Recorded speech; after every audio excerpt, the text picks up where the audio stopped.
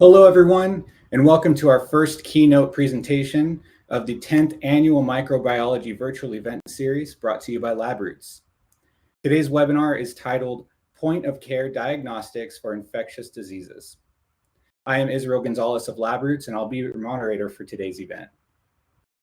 Before we begin, I would like to remind everyone that this is an interactive event, and we encourage you to first participate by communicating with other attendees and your peers using our group chat found on your screen.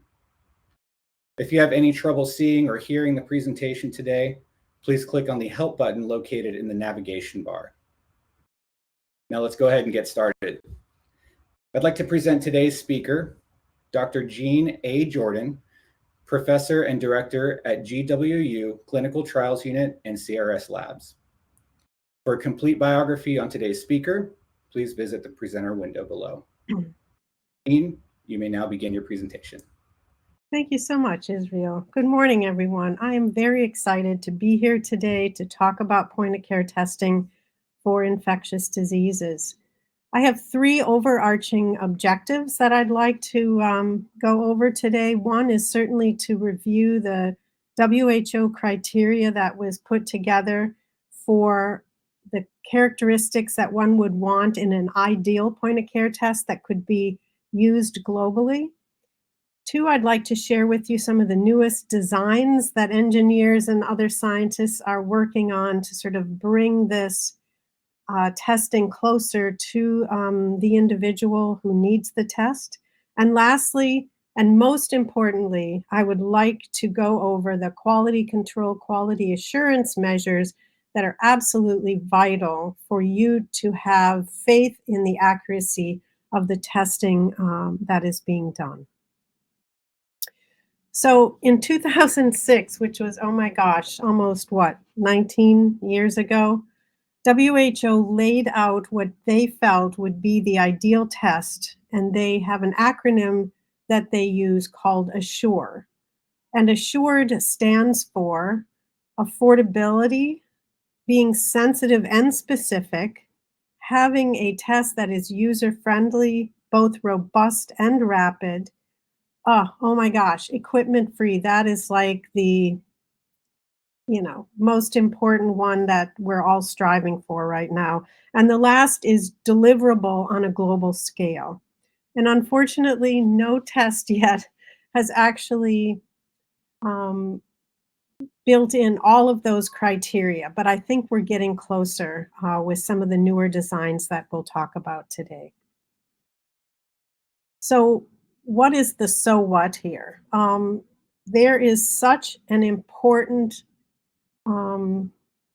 effort for us to have large-scale deployment of point-of-care testing for global needs.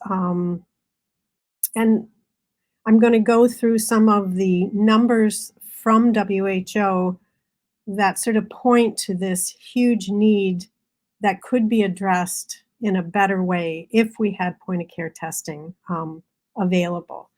So there are over 374 million new cases of just 4 of the STIs that are known to be curable, meaning that there are drugs that can be used to treat these infections. And these include Neisseria, gonorrhea, chlamydia, trichomonas, and then syphilis, which is treponema pallidum. In addition to those 4 STIs, there are over 15 million deaths annually worldwide for other infectious diseases that could be helped with monitoring, testing, surveillance, etc., for foodborne, waterborne, and airborne pathogens. We still have over 1 million new cases of HIV every year globally, and lastly, still over 300,000 deaths due to cervical cancer that is associated with high-risk HPV infection. So there is a huge need.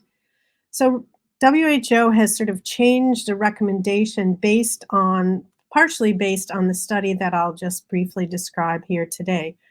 The study is called HPV STAT, and it was from Papua New Guinea. And the importance here is that they went out into the community to screen women for high-risk HPV DNA. They had over 4,200 women willing to self-collect vaginal samples, so a very non-invasive, ability to have the power in the person doing their own collecting, which is a much higher comfort level than having a healthcare worker take that kind of sample. So of these samples, 15% were found to be HPV positive. And this testing was done using a molecular nucleic acid amplification platform from Cepheid called GeneXpert. It is a platform that has quite a depth of reach globally for other tests as well, including Mycobacterium tuberculosis and screening for rifampin resistance. So it is a platform that does have more global reach than others. So what was found was of these HPV positive individuals, there were 603 that were eligible for same-day ablation, meaning that the testing and the tissue removal could all be done in the same visit. And of those, 93% agreed to have this protocol done. And what they wanted to do was compare the GeneXpert result to the cytology or to the biopsy or histology result from the ablation. And what they found was that the GeneXpert result was better in terms of sensitivity and specificity than cytology was for predicting high-grade lesions. I only have the GeneXpert sensitivity and specificity here, but that was the result found in this paper that you can refer to in Lancet 2022.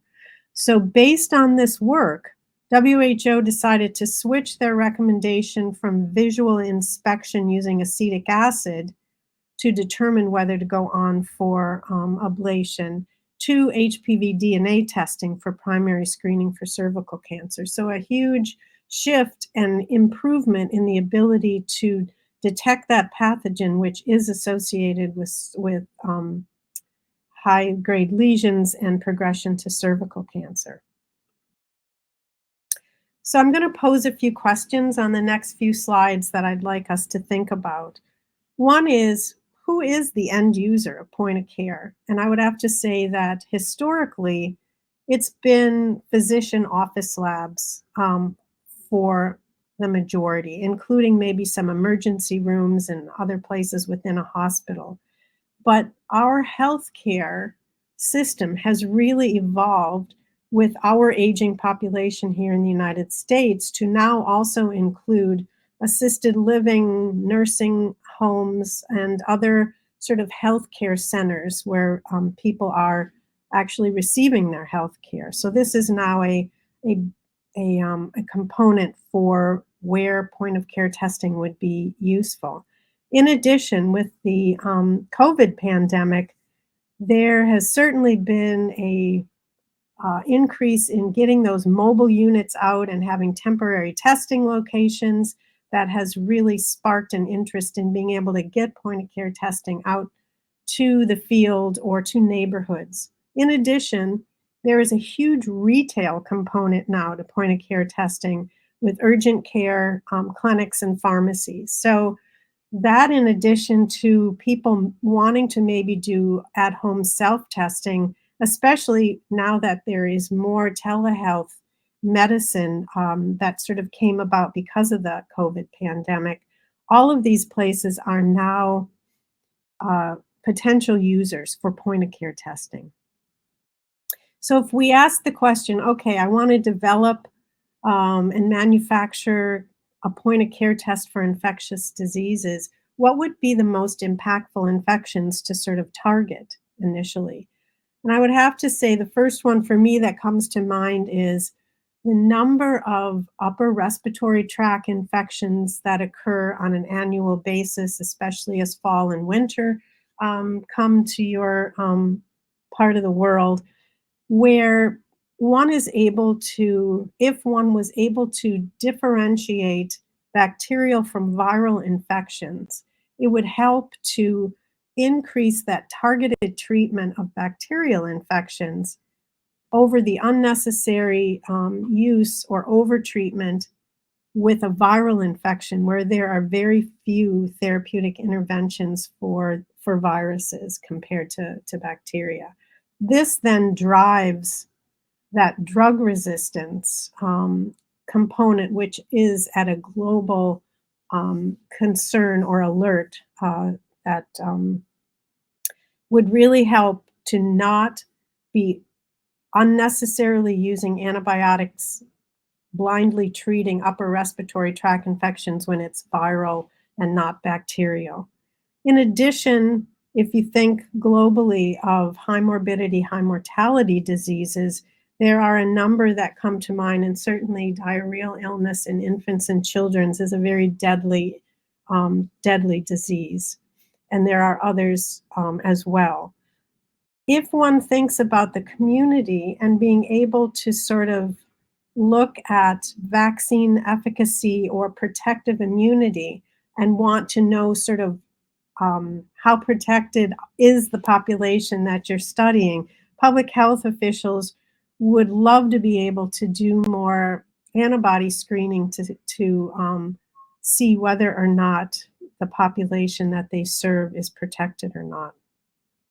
HIV viral load testing or monitoring, being able to have that as a point of care test for individuals living with HIV, to be able to screen at home, to be able to say, yes, I'm still suppressed, I will not pass this infection on to others, would be of huge benefit to the public health.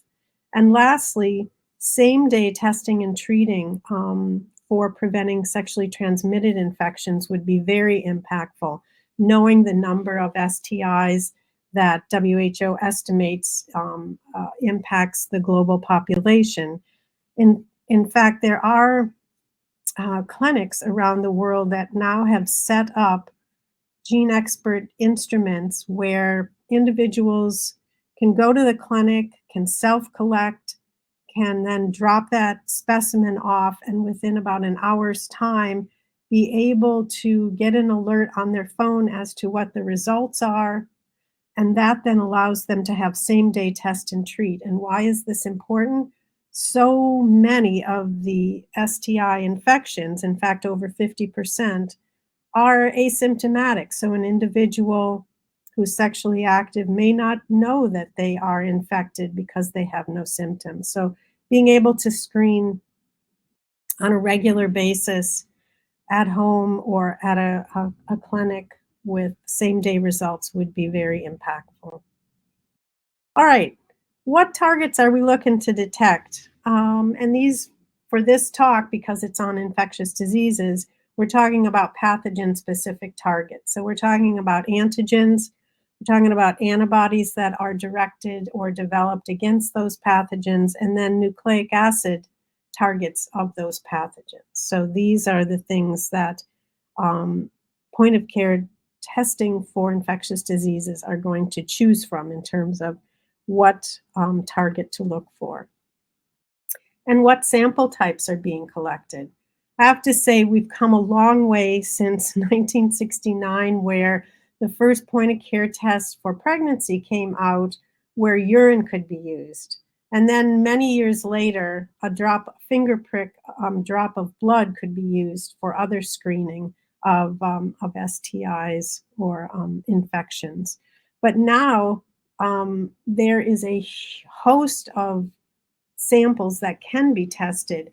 Many of them are low invasive or less invasive or non-invasive. And so it allows for the individual who wants to be screened to maybe self-collect. And, you know, it was found, I would say, several decades ago where molecular approach for chlamydia and Neisseria for co-testing for those two STIs, studies were done to say, can an individual self-collect, and can that sample be as accurate or highly, high quality as a physician collected sample? And the answer was absolutely yes. And so there's been a trend for more and more self-collection, which has been very exciting because, again, it brings the testing closer to the individual. All right, what platforms are we going to talk about today? We are going to talk about really two different types. One being the lateral flow immunoassay, which most people, I think, are familiar with. Most of these are instrument-free, which is one of the criteria WHO sets out. And they can also be used for all three of these different targets that we've talked about. The other is the nucleic acid amplification test. And I've talked earlier today about the Gene Expert from Cepheid being one that's been out on the market for a while. This is a thermocycling-based protocol where one has to go through a series of 2 to 3 different temperatures in order to amplify your target. The other sort of assay chemistry that is now being used is called loop-mediated isothermal amplification, or LAMP. And LAMP has some benefits over thermocycling-based assays because it can use a much less expensive piece of equipment. The reaction is done at one temperature, the power needs are much reduced, the type of instrument that you need is either a heat block or a water bath. And so the ability to use this particular platform for nucleic acid amplification has really gotten the point of care testing world excited about using this. The other is that based on the chemistry it uses, it has been documented to be quicker to get the result, and in many cases has a better sensitivity, especially than, say, your PCR, NASBA, or TMA thermocycling-based assays. So this would certainly allow for that next step into getting things closer out to the individual or out into the field if one doesn't need a constant power source for a piece of equipment, and could maybe even run a heat block or a water bath off of a battery-powered source. So that's another step of advancing this type of nucleic acid testing out into the field.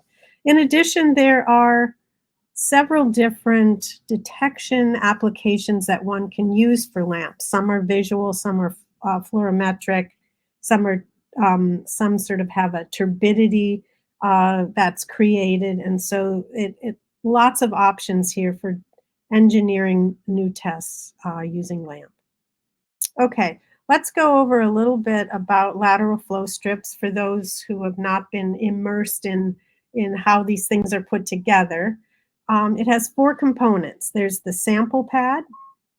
That's where your specimen gets added, and if it's not already in some sort of fluid, then a chase buffer gets added, and this starts the flow of your fluid from left to right, because what you need to do is have this fluid move across this entire strip. And the first sort of piece of real estate it runs into is the conjugate pad. And this is where all the dehydrated chemistry is located, so that there is this ability for the target to bind the reagents within that chemistry, be it antigens, be it antibodies, etc. And then that complex moves onto the nitrocellulose strip, where there has been mechanically applied test line and control line that have specific reagents that are there to capture your complex. And it's at that point where you then start to see visualization of these reactions. And I'll go over sort of what these different signals might be depending on how you design your lateral flow test.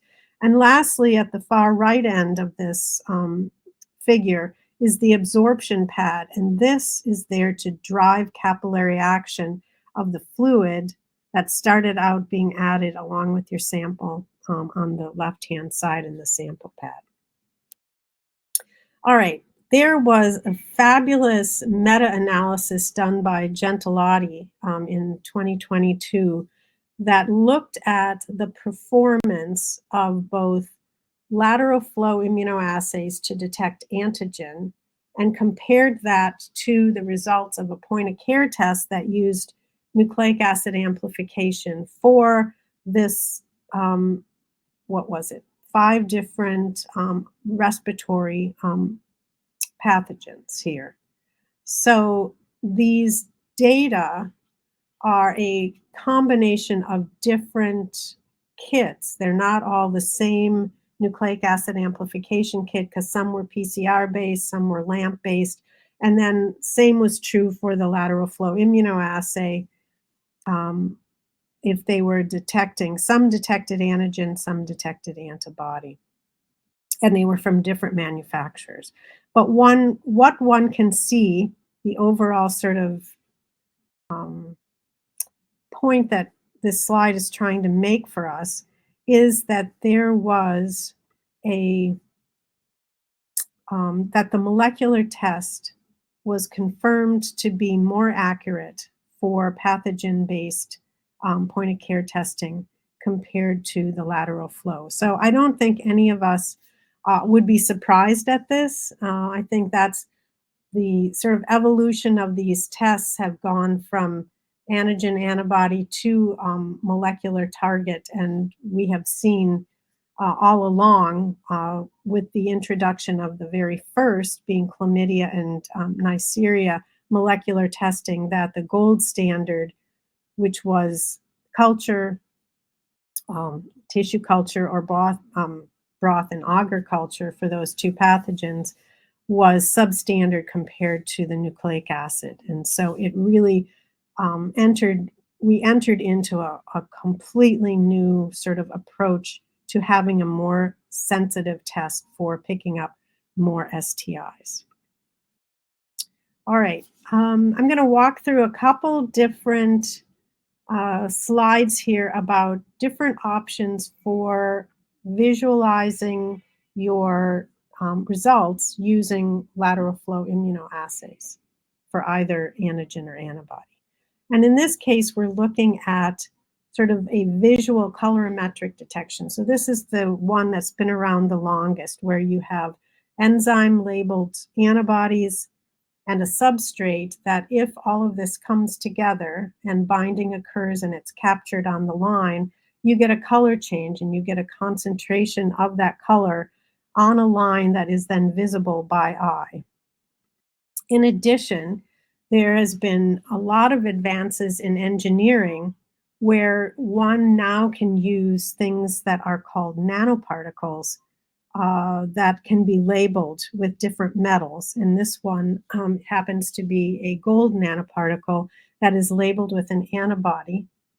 And the same sort of thing happens. It's like the target and antibody come together, that complex is put out onto the nitrocellulose pad, concentration of it at the capture line, and it's this aggregation of these nanoparticles that allow for visualization of a color to occur based on the properties of the metal that is being used.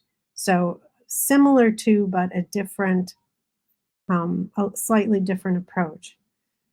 Moving away from sort of visual colorimetric detection using either enzymes, conjugates, or nanoparticles, quantum dots are being used now for fluorescent detection. And this is sensing that transfer of electrons from the donor to the acceptor and a change in wavelength.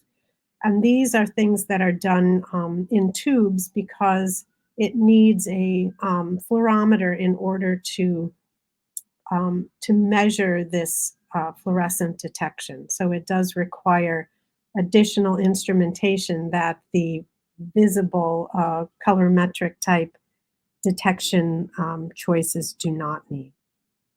Another nanoparticle that has been created is a magnetic nanoparticle. And this is cool in that not only are you sort of being able to label these magnetic particles with, say, an antibody for antigen capture or viral capture, etc., but it also allows for concentration. So before this goes through, and these are done on microfluidic channels. So you're adding your sample, and it's a process where the rest of it is hands-free.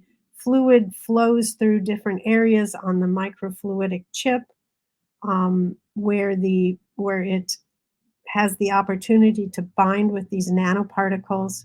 And in this case, and there are many different ways to do this. So in addition to concentrating these specimens, one is able to then really utilize smaller volumes of sample, but still concentrate them and have good sensitivity for your assay. In this particular example, one sees that the chemistry that occurs is bubble formation, and this bubble forming in these microfluidic chambers changes the resistance. So it increases resistance when bubbles are in the chamber, and that can be measured using an ohm meter. So there are many different applications for how you might want to measure these different signals, but with the magnetic nanoparticles in this example, it happens to use change in resistance. So this is one example of a label-free biosensor, and there are many, many more. This particular slide shows you a cartoon around nanohole array plasmonic biosensors, again, a label-free biosensor. This is a newer sort of engineering point-of-care design where metal, a very thin film of metal, is applied to a glass plate, and that metal is then etched such that one creates nanoholes within this metal. One then applies your bioreceptor, and you are then looking to flow across these microfluidic devices your sample that then can bind. Say you have a virus that binds to an antibody that is your bioreceptor. That binding is sensed by a change in refractive index. And this is all physics that is beyond me, but is really cool, the amount of different applications that one can use to build into microfluidics to make these designs. So there are a lot of other label-free electrochemical biosensors, and I'm not going to really go into too much of it, but they're definitely out there being designed for many different infectious pathogens, and the output that is being measured can be measured in many different ways using many, not just a ohm meter, but all of these other instrumentations that can be used to look for changes in light refraction or change in wavelength with binding, etc., or even current, change in current. So lots of different designs there. So in terms of advances in our point of care technology, the engineering advances have really been amazing. And the microfluidics component, or lab on a chip, has really helped, I think, to get us closer to that sort of use out in the field and out of the laboratory, because everything is miniaturized, which means you are also using less reagents, less volume for samples. It's a less expensive approach because you're using less reagents and everything is miniaturized. You also have the ability to integrate every aspect of this assay within the chip so that it is a walk-away type approach. They're highly portable and obviously, again, lower in cost.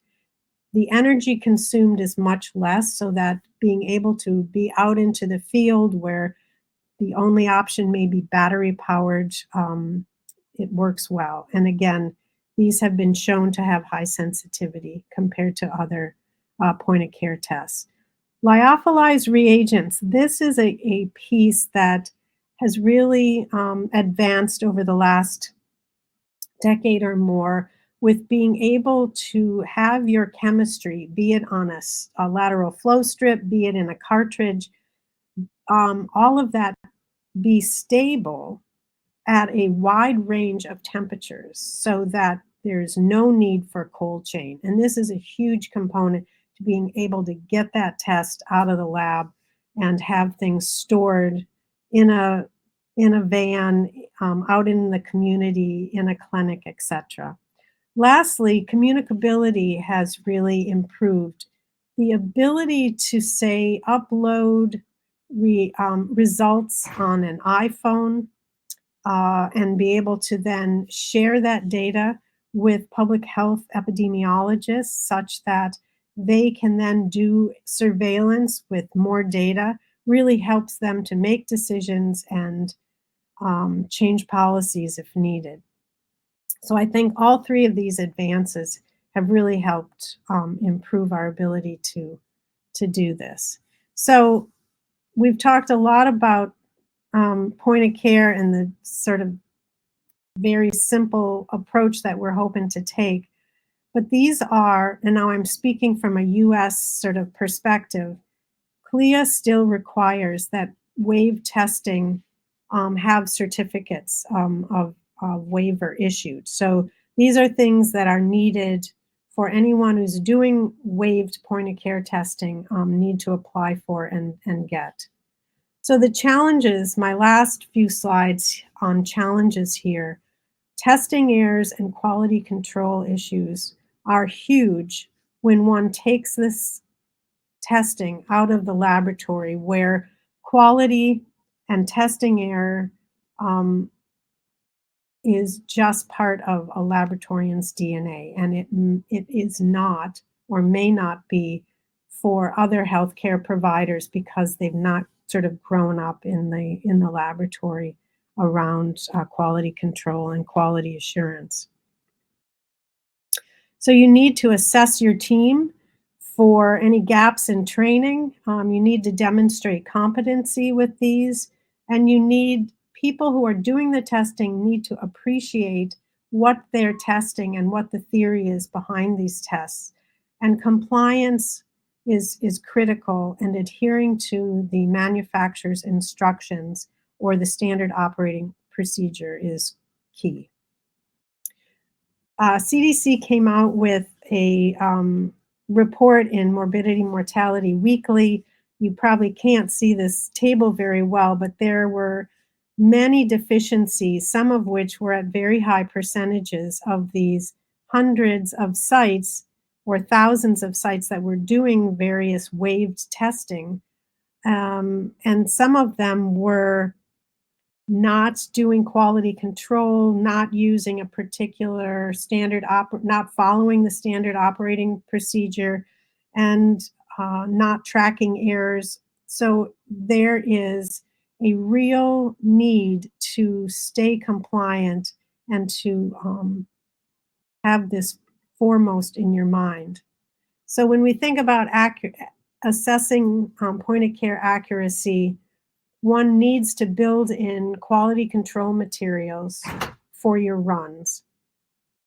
Test manufacturers often will have controls within the kit. That's great. They need to be used.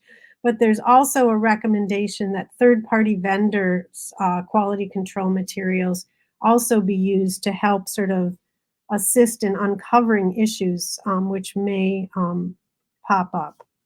So if you're thinking about preparing for assay verification, which is absolutely required before you start testing and giving results out, one needs to have written protocols in place and develop acceptance and rejection criteria for your samples, and verification must be performed under the identical conditions that your patient samples are going to be performed, and this kind of protocol needs to be adhered to.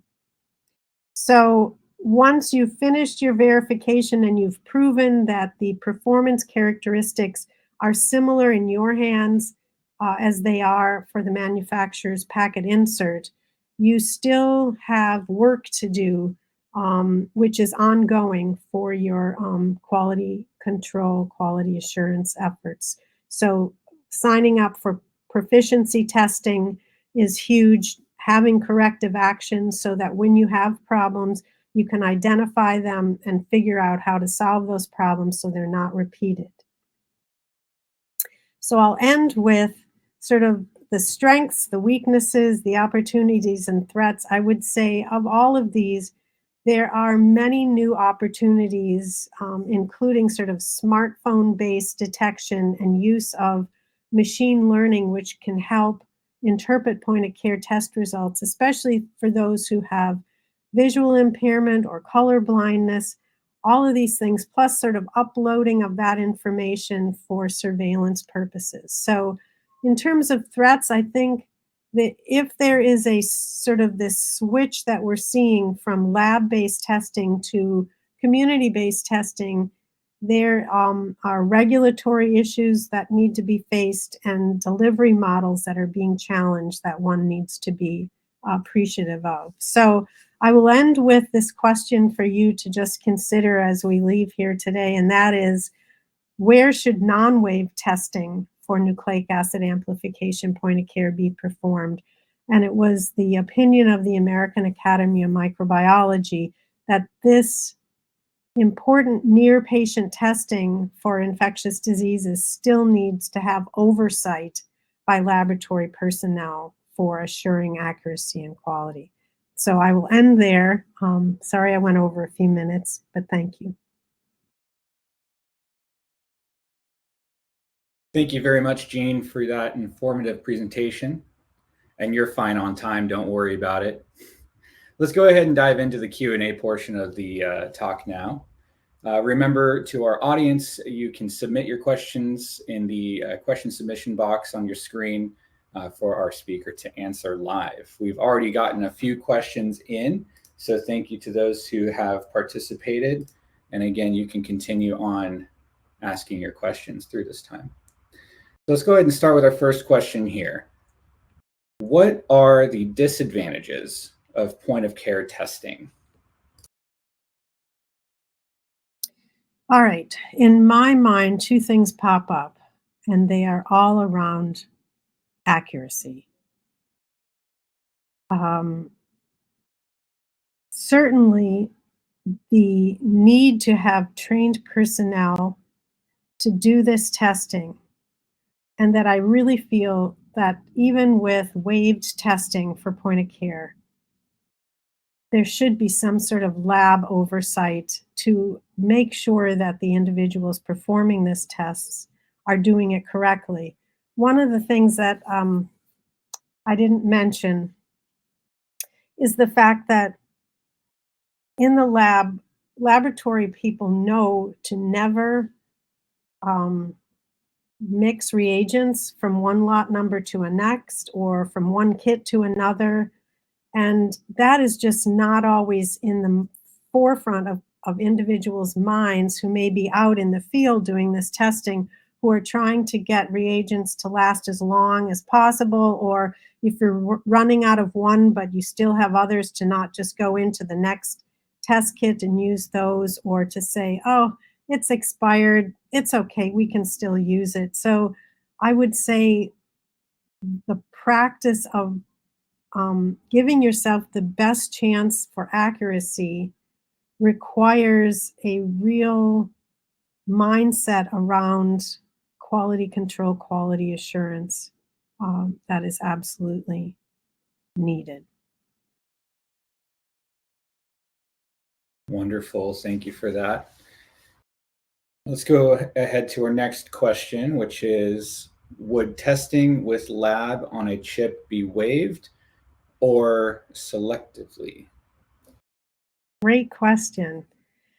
That is a question for the FDA. Wave testing requires that, I guess, CLIA's definition of wave testing is sort of like the medicine do no harm, right? So that if you get a incorrect result, you are not doing harm to an individual. So not only is it based on how simple the steps are, the number of steps, and the complexity of the overall test, but also it needs, if you have an inaccurate test, it should be one that does not increase the risk to that individual if the incorrect result is given out.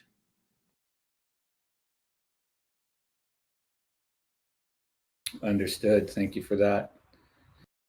We do still have a little bit of time left for questions. Looks like we have some more coming in. So let's go ahead and move on to our next question. Jeanne, please forgive me if I'm not pronouncing any of these words correctly, but I see what's the waived POCT or POCT test and the uses of these tests and principles? What? Say it again. So what are the waived point of care tests and what are their principles? Yeah, what's the waived point of care test and the uses of these tests and principles? Well, we had a lot of examples today around lateral flow immunoassays, which many of those are waived. And so obviously there are a lot of infectious diseases. I would say the newest set of examples are COVID related, looking for antibody or viral antigen, usually the spike protein that was detected in these lateral flow assays. The principle, it all depends on the actual makeup of the assay as to, there's obviously physiological binding of antigens and antibodies or ligands that have to occur for these complexes to then be captured and visualized. And that's obviously very different than using primers and probes, which is more of a target amplification approach to detecting the pathogen. I do know that we had an emergency use authorization during the pandemic for us to use the Gene Expert for screening for COVID-19 nucleic acid when we were part of the Moderna clinical trials for their mRNA vaccine. So that was at that point considered a waived test as well. I hope I answered that person's question. Thank you very much, Jeanne. Let's go ahead and move on to our next question. The table you showed from the CDC was startling, seeing so many institutions not follow procedure or best practices. How do you see this problem being tackled for future testing? Great question. So again, I'm going to sort of circle back to the American Association of or American Academy of Microbiology's recommendation for having involvement with point of care testing, having involvement of the laboratory with point of care testing out in the field. And I would say that would go a long way in being able to help, and I hate to use this word, but to help police the practices of individuals out in clinics or out in the field, because there's just an appreciation for the subtleties and the things that one needs to keep in mind that is, life or death in the lab, because we're constantly having quarterly performance or proficiency testing and lab inspections on an annual basis so that we are always being watched um, and measured and tested for our proficiency. And that just is not the case when you take that point of care test out into the field. And they have their own pressures with seeing all the patients that they're trying to see in a day, and minimal staff or healthcare providers in order to do this. So they have their own pressures. And so the first thing that might go is, oh, we don't need to do this, right? So I really believe lab involvement would go a long way in improving the performance of these point of care tests out in the field, which is a win-win. Awesome. Thank you for that, Jeanne. Move on to our next question. We have samples that are self-collected in the offices for vaginal plus testing in our laboratory on the Panther. I have heard that HPV self-collecting at home is close to being FDA approved for also testing on the Panther. What are your thoughts? That is awesome, because we were involved in a study here where women at risk were able to self-collect at home, send these samples to us, and do the testing. And it allowed for high comfort level for the participant, and then getting results back to them for action, right? Actionable results. And so I think it is really good. And as long as you're using a test where you have internal control that assesses for cellularity. So, and I'm assuming that the FDA would require this for any FDA cleared assay, to have a cellularity internal control to assess for the number of cells collected. So if you collect an inadequate number of cells, that is an indication that you haven't collected an adequate amount of sample to then have a high level of sensitivity for picking up the virus that you're looking for. And so that internal control for cellular adequacy is huge in being able to say, okay, the internal control worked, negative for HPV, you can have a high level of assurance that that was a true negative and not a false negative. Great, thank you for that. Our next question is CLIA certification global or only in the US? That is a US-based authority. Yeah. Simple and sweet. I love it. Let's go on to our next question.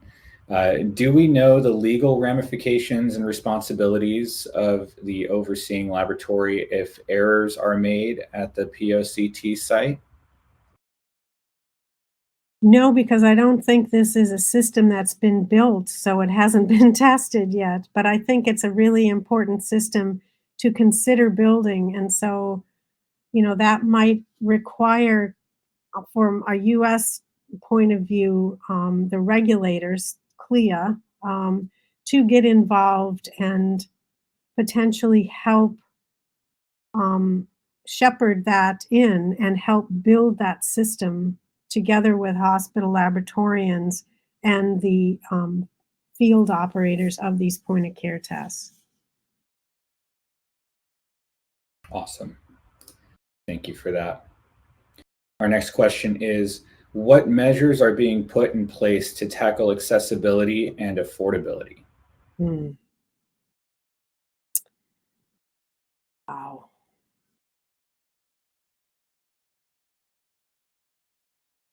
Well, I think accessibility and affordability are very intimately linked, because if you can't afford it, you're not going to be able to even worry about can I get it or not. But it requires a level of commitment by the manufacturer to have in place the ability to manufacture at large scale and a system then that is a global sort of transportation system to get those samples out to resource limited settings and countries across the world. Um, the other piece I think that would be really helpful is having manufacturing of these devices be more local so that the ability to get product to out into the field or to a country level sort of space, if one could have more of that production being done locally rather than just one centralized location that may be oceans away from where you're wanting it. I think that would be helpful, but that's a commitment on duplicating manufacturing sites that has to be taken up and valued by the manufacturers doing this.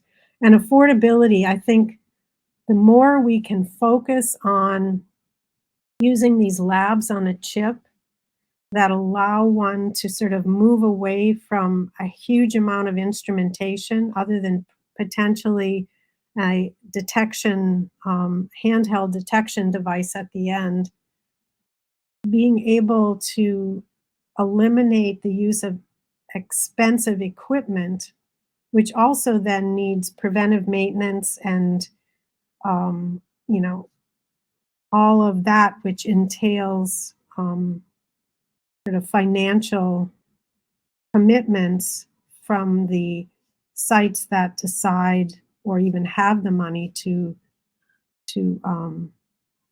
buy these instruments, or to have large NGOs that are committed to get this instrumentation into labs with a further commitment for the preventive maintenance agreements that are needed to keep these instruments healthy and happy and running.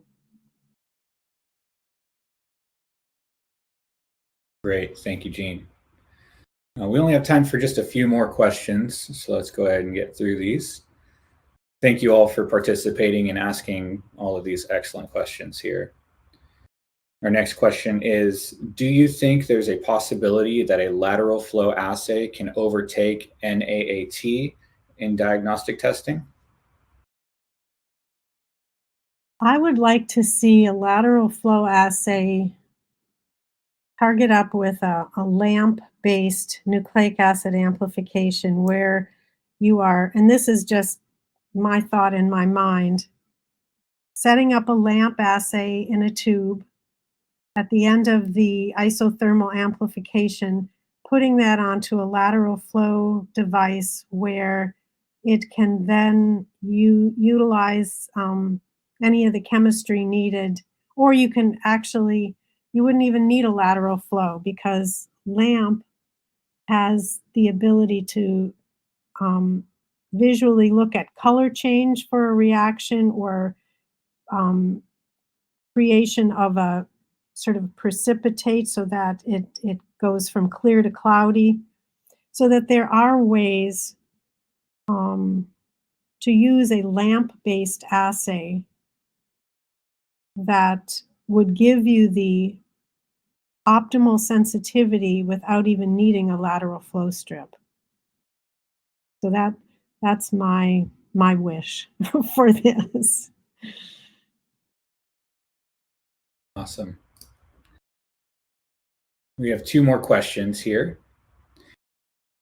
In most African countries where laboratory testing is even difficult due to inadequacy of laboratory apparatuses, and as a result, laboratory technicians tend to improvise, how can point of care testing or diagnosis be integrated in our system? This is a critical need that needs the commitment of the healthcare system to bring that testing out into the field. And that is then seen as a threat to the laboratory because the testing is being taken away. So it is that sort of change. It is a threat when you think of SWOT analysis. So it really is a commitment to training and to being willing to decentralize this testing, but the ability of keeping those sort of laboratory personnel involved in different capacities, be it education, oversight, etc., would be a win-win for this type of closer and closer testing to the individual so that the results are actionable same day for test and treat. I hope that answered your question. Thank you, Jeanne. All right, we have time for just one more question here. Sample collection for testing and sample quality are key to quality results. How can POTC test protocols guarantee best and quality self-sample collection for quality? Yes, great question. And what is needed to be built in and is required when we think about FDA cleared assays is that internal control, which is the assessment of, in the case of lateral flow test, that the chemistry of the strip hasn't been compromised so that a true negative is a true negative and not a false negative. And then in the case of nucleic acid tests, that internal control does assess cellularity, polymerase inhibitors, and those sorts of things. So those controls are absolutely required for you to have confidence in the result that you are getting from your point of care test device. Thank you, Jeanne. We had one more question come in, so let's get to this quickly. What do you see as the barriers to the development of nucleic acid lateral flow, coupled to either rapid PCR or LAMP? Do you see any CRISPR diagnostics as potentially filling this need for POTC? Okay, so the first part of that question is barriers for LAMP or PCR? Yes. What do you see as the barriers to the development of nucleic acid lateral flow, coupled to either rapid PCR or LAMP? So the barriers in my mind is this dependency still on large pieces of instrumentation, which low and middle income countries may not have the capacity to support in terms of a rollout to many healthcare clinics and settings around their country. CRISPR-Cas-based system is certainly, that was not something I included in this presentation, but is definitely something that people are considering designing and implementing that as a means to use for point of care testing for infectious diseases. Absolutely. But I can't really talk about CRISPR-Cas-based systems and how what's being done right now, because that is not something that I really looked up at or thought about. Understood. Great. Well, Jeanne, thank you so much for your time today and for your important research. Now, before we go, I'd like to thank the audience for joining us today. Now, Yes. questions we didn't have time for and those submitted during the on-demand period will be addressed via the contact information provided at the time of registration. This webcast can be viewed on demand for 1 year until September 5th, 2025. LabRoots will alert you via email when it's available for replay. And we encourage you to share that email with your colleagues who may have missed today's live event. Now, feel free to continue exploring this incredible virtual space, including our social space where you can interact with your peers, our poster hall to view numerous posters and even hear from the authors themselves, and the many other rooms and features of this event. Until next time, goodbye, everybody. Thank you.